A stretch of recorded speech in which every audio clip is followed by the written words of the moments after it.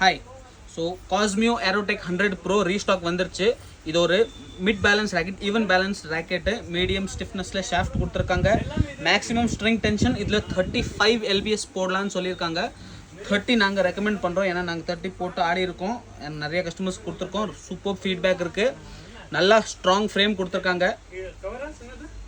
Clash ஆனால் டக்குன்னு உடையாத மாதிரி ஃப்ரேம் இருக்குது. கிரிப் சைஸ் பார்த்தீங்கன்னா G6 கொடுத்துருக்காங்க. நல்ல தின் கிரிப் சைஸ் இருக்குது. மேக்ஸிமம் LBS நான் சொன்ன மாதிரி 35 LBS கொடுத்துருக்காங்க.